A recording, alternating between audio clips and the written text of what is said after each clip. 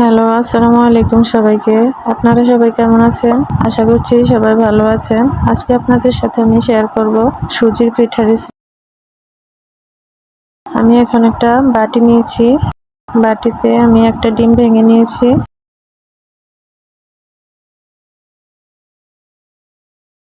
ডিমের সাথে আমি 2 চা চামচ চিনি দিয়েছি। সামান্য একটু লবণ দিয়েছি। দিয়ে আমি একটা হ্যান্ড বিটারের সাহায্যে বিট করে নিচ্ছি।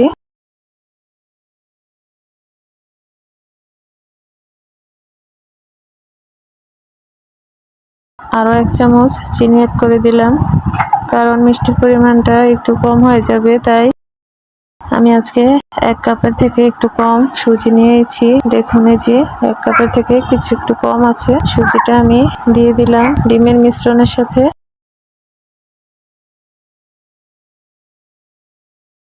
এখানে আমি 1 চা চামচ ময়দা দিয়েছি। ময়দাটা দিলে সুজিটাতে আঠালো হয়।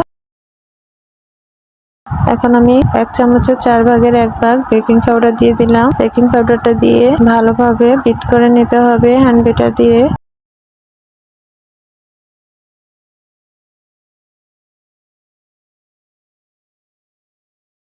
দুই চা চামচ গরুর দুধ দিয়ে দিলাম। গরুর দুধ দিয়ে আমি পানি দিয়ে দিব। পানি দিয়ে ডোটা তৈরি করে নেব। আপনারা চাইলে গরুর দুধ দিয়েও ডোটা বানিয়ে নিতে পারেন। আমি ভালোভাবে মিশিয়ে নিলাম। এই যে দেখুন, আমার ডোটা তৈরি। এই যে আমি ডোটা বানিয়ে নিলাম। এভাবে হ্যান্ড বিটার দিয়ে ডোটা তৈরি করে নিতে হবে। আপনাদের বাসায় হ্যান্ড বিটার না থাকলে কাঁটা চামচ দিয়ে করতে পারেন। একটা কড়াই বসিয়ে দিলাম চুলাতে। কড়াইটা হালকা গরম হয়ে আসার পর আমি এখানে 1 কাপের মতো তেল দিয়ে দিয়েছি। তেলটা যখন হালকা গরম হয়ে আসবে তখন আমি পিঠাগুলো দিব। দেখুন আমি কিভাবে ডোটা নিচ্ছি হাতে। এভাবে অল্প অল্প করে হাতে নিয়ে তেলের মধ্যে ছেড়ে দিতে হবে। তেলটা হালকা গরম হয়ে আসছে। এ পর্যায়ে আমি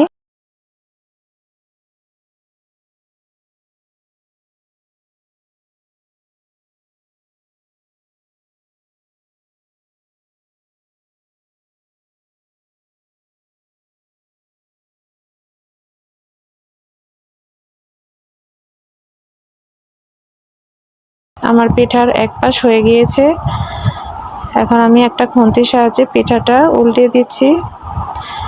সাইডে থাকা যে ছোট ছোট পিঠার অংশগুলো, ওগুলো আমি উঠিয়ে ফেলছি, না হলে ওগুলো পুড়ে যাবে। এই যে আমি সবগুলো পিঠা উল্টিয়ে দিলাম একটা খুন্তির সাহায্যে। আপনারা চাইলে ছিদ্রযুক্ত ছাঁকনি দিয়ে পিঠাটা উল্টাতে পারেন। পিঠাগুলো আমার হয়ে গিয়েছে, এখন আমি উঠিয়ে ফেলবো। এই পিঠাটা ভাজতে বেশিক্ষণ টাইম লাগে না, 3 থেকে 4 মিনিট লাগে ভাজতে। বেশিক্ষণ ভাজতে গেলে পিঠাটা পুড়ে যাবে। এখন আমি এক এক করে বাকি সবগুলো পিঠা দিয়ে দিব। এভাবে আমি সবগুলো পিঠা ভেজে নেব। এই যে আমার পিঠাটা তৈরি হয়ে গেছে। আপনাদের কাছে কেমন লেগেছে আমাকে জানাবেন, আর অবশ্যই আমার চ্যানেলটা সাবস্ক্রাইব করে দিবেন। পিঠাটা খেতে অসম্ভব মজার হয়, কিছুটা কেকের মতো হয়। সবাই ভালো থাকবেন, আমাদের জন্য দোয়া করবেন। আল্লাহ হাফেজ, আসসালামু আলাইকুম।